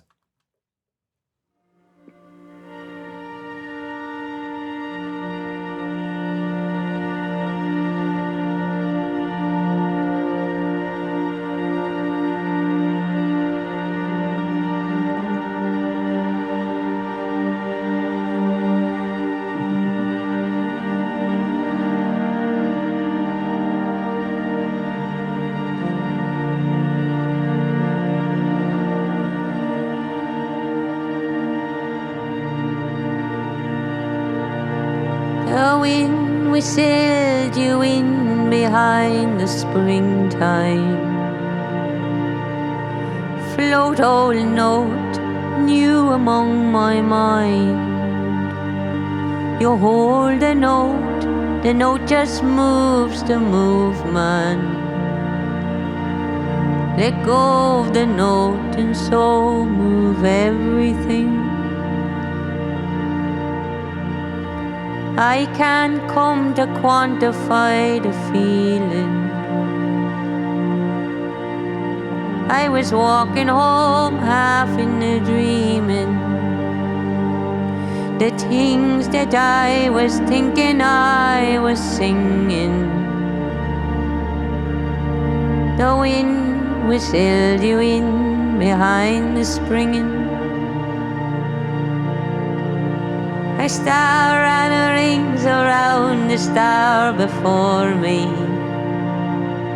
and spun and swooped and sank and rocked beneath me, and mirrored what I've carried since I met me,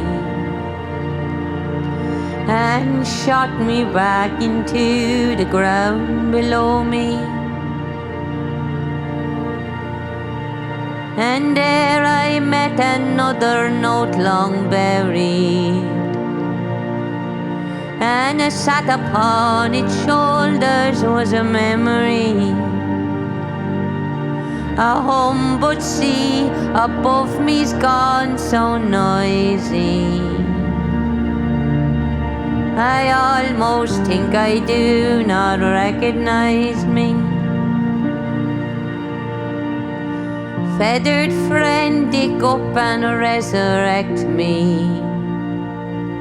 I long to live among the song of birdies, a lawless league of lonesome, lonesome beauty. Skies and skies and skies above duty.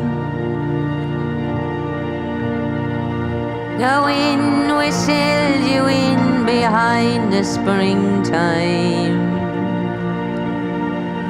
Float old note new among my mind. You hold the note just moves the movement. Let go the note and so move everything.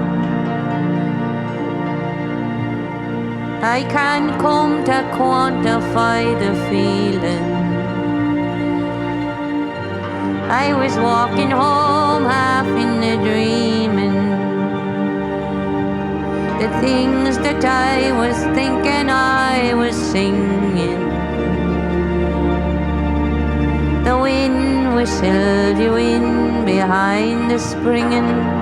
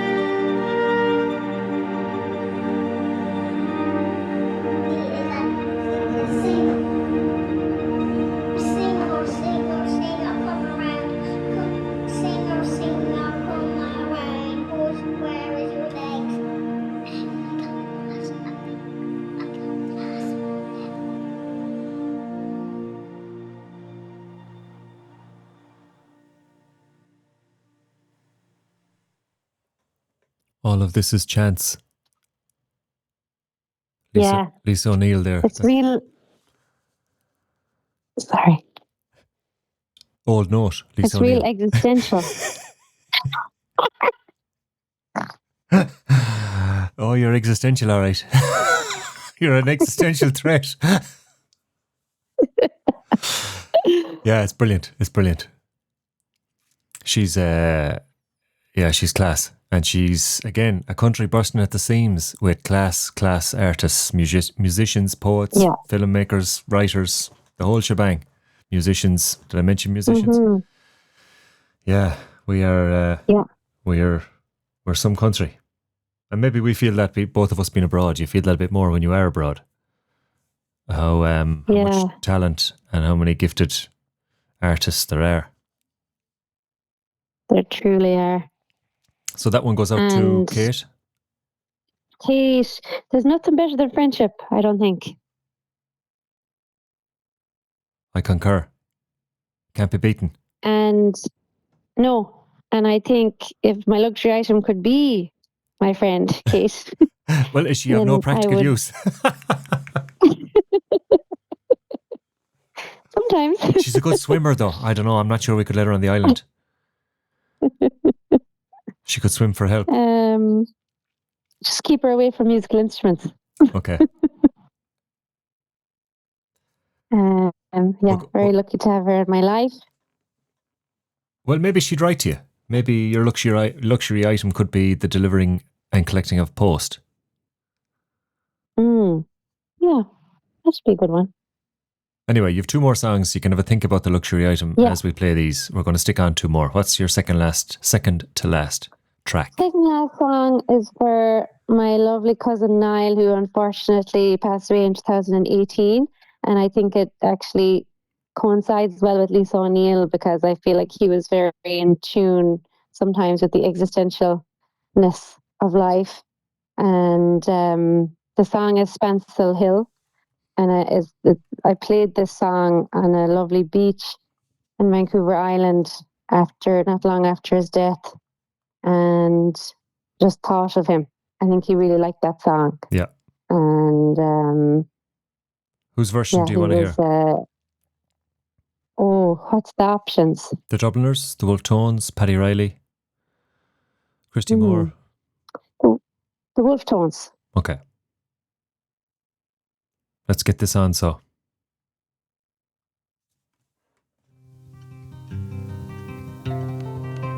Last night as I lay dreaming of pleasant days gone by, my mind being bent on rambling, to Ireland I did fly.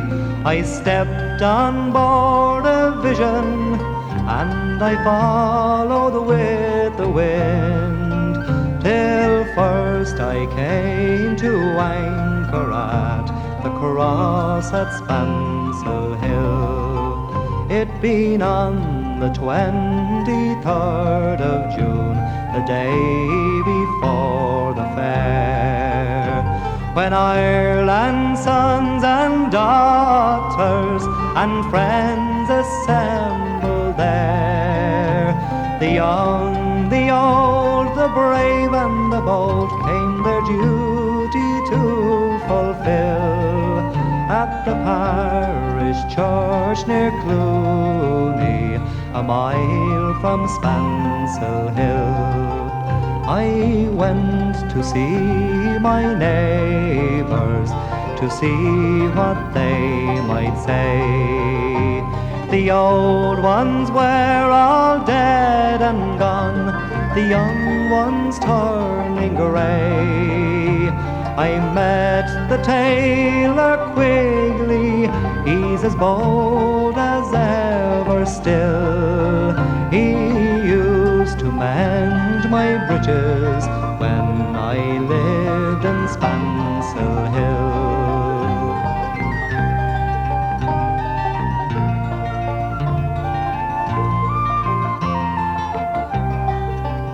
I took a flying visit to my one and only love. She's as white as any lily, as gentle as a dove. She threw her arms around me, saying, Johnny, I love you still. She is Nell, the farmer's daughter, the pride of Spancil Hill. I dreamt I held and kissed her, as in the days of old, saying, Johnny, you're only joking, as many's the time before. But the cock, he crew in the morning, he crew both loud and shrill. I awoke in California, many miles from Spancil Hill.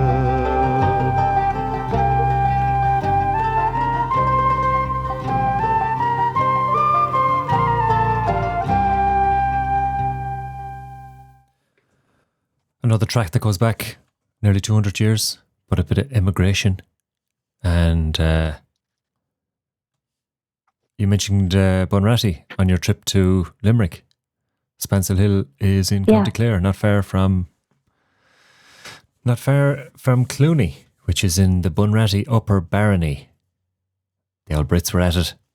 Anyway, good choice, and definitely a favourite of Niall. Yeah. Nice to be able to play it this time of year. Yes, Yeah. Again, a man who was He was such a, very proud of all his friendships and loved the crack. yeah. And Irish history, and appreciated the talent and that comes from the land as well. Yeah. And also very aware of the suffering that happened. No doubt about that. Yeah. Right. Let's plough on to your last track. We'll come back then. We'll reconvene. Okay. And we'll have a quick reflection. Okay. Well, I said to finish us off here, we need my true hero and the other powerhouse woman, I think, to end the show here. And it's Sinead O'Connor with Troy. And I particularly picked this track because I know she fueled some of the stuff she went through with her mom into the performance of the song. And she talked about that, like, singing for her was an excuse to go screaming, which is something that I referenced earlier on, and it stuck with me because it's such I think it's so smart. Yeah. And therapeutic and healthy, and I can I don't know if you've ever read her book either. Another book I'd recommend, but one of the lyrics in the song is, "You can leave the light on." That's right. The reference is Sinead been left out in the back garden looking up at the light her mother's purposely left on in the house, and just the cruelty of it. And I think, she's an inspiration for me as a woman to think about what I've been through in my life, and how I can process it and live with it, and like use the pain to live my life to the full, kind of thing. That's the inspiration she gives me anyway. Very good. Well, a fitting way to stick the track on. I do the easy bit here. This is Troy, Sinead O'Connor, Elaine's last choice, but the show isn't over yet, folks, so stick around. We'll tidy it all up before we kick her onto that boat.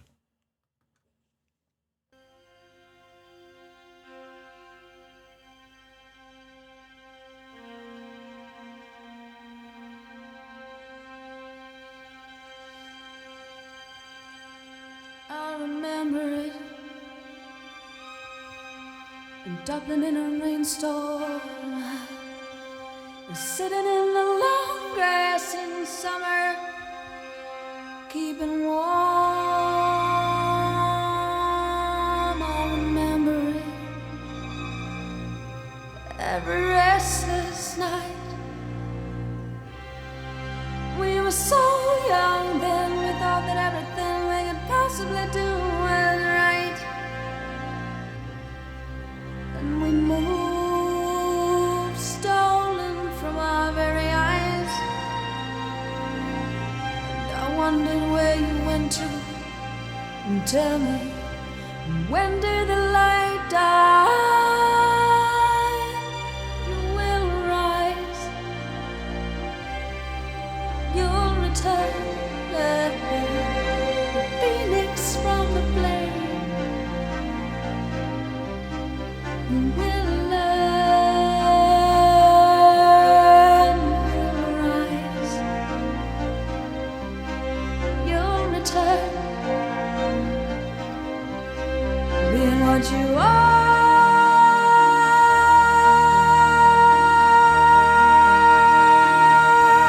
There is no other Troy for you to burn out.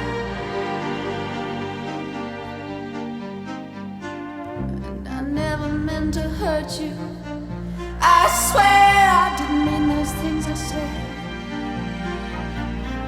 I never meant to do that to you. Next time I keep my hands to myself instead. Oh, does she love you? What do you want to do? Does she need you like I do?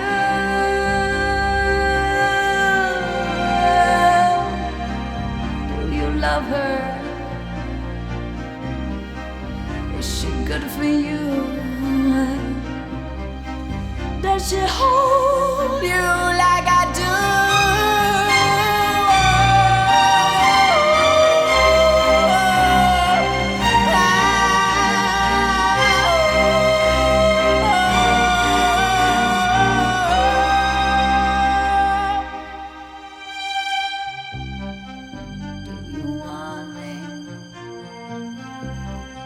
should I leave?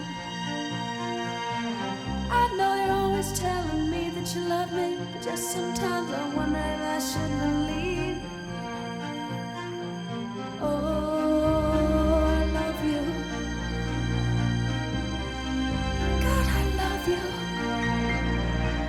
I'd kill a dragon for you. I'll die.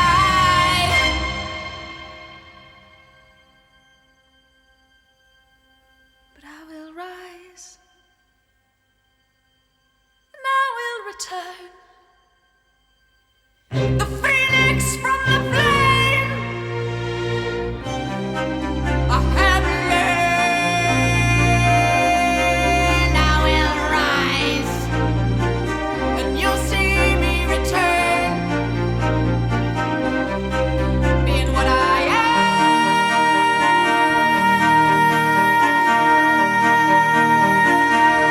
There is no other choice for me to burn.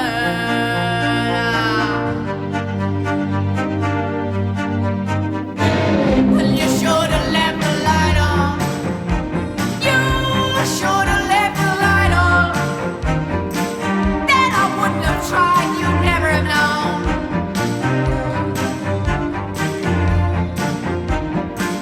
And I wouldn't have pulled you tighter.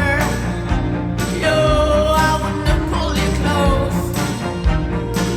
I wouldn't have screamed, no, I can't let you go if the door wasn't closed. No, I wouldn't have pulled you to me. No, I wouldn't have kissed your face. You wouldn't have begged me to hold you if we hadn't been there in the first place. Oh, but I know you wanted me to be there. Oh, every look that you threw told me so.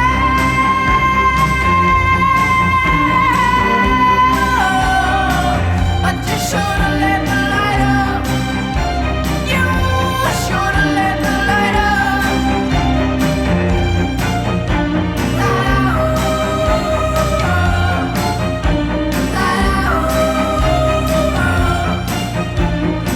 When the flame burned away, but you still spitting fire. Make no difference what you say. You're still a liar. You're still a liar. You're still a liar.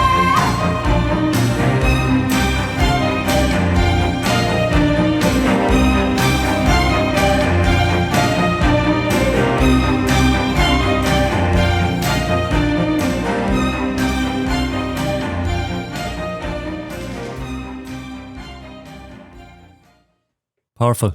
Powerful way to finish. That was Sinead O'Connor with Troy. And that was Elaine's final choice. But we're not just done just yet. Just, if you're on the island, you've made it there, you have all your music, and you're not off in the warm, you're not off in the not too often seen warm Irish summer sun, and the tide starts to come in. It's about to inundate your suitcase. What one track do you dive for? Risk your life to save. Oh. I think Troy. Okay. Okay. I had a feeling you might say that, but yeah, I can see where that's coming from. Yeah. Not a bad one to be stuck with. No. Screaming away. Yeah. That's the way to have it. And your luxury item, have you decided upon that? Or are we just going to go with Kate? Well, I also thought maybe I could bring a dog, but they'd be too practical, I think, as well. Right. But do you know what I think I'll pick for my luxury item? Because you can pick anything, right? I'm going to pick a cinema. Okay, right, okay. Well, you could, that's I can fine. go and watch the movies every so often. Right. Yeah. Good choice. There you go now. Very good. Well, I've thoroughly enjoyed the music. Nice to hear where it all came from, what it all means, and what it still means, and the way it still evokes all sorts of memories, good, bad, and indifferent, and good soundtrack. I feel as if you've done your work. You've presented with a very strong suitcase that will hold you in good stead as you sit with you as your only company on the island. Sure, I have to be careful of the tide. That's the only thing you want to watch out for, yeah. And the seagulls. Yeah. And Grania whale. But other than that, you'd be fine. Again. I'd become friends with Grania. Exactly. Another strong woman from an island. Yeah. Deadly. Well, thanks very much for coming on, Elaine. Very much enjoyed the music. And thanks. No problem. Thank you. Slán go It fóill. was very enjoyable. Tóca buga and we'll Slán. see you next Tuesday. You've just listened to an episode of Clare Island Cassettes with me, Kieran, the newest, most original show on Fresh FM. This show was brought to you by ToTM Productions. If you enjoyed it and think you might even enjoy more of them, they can be found on Fresh FM's website. They're also on YouTube and every place else you gorge on your podcasts. Thanks for listening. We'll see you again next time on the pier at Runa.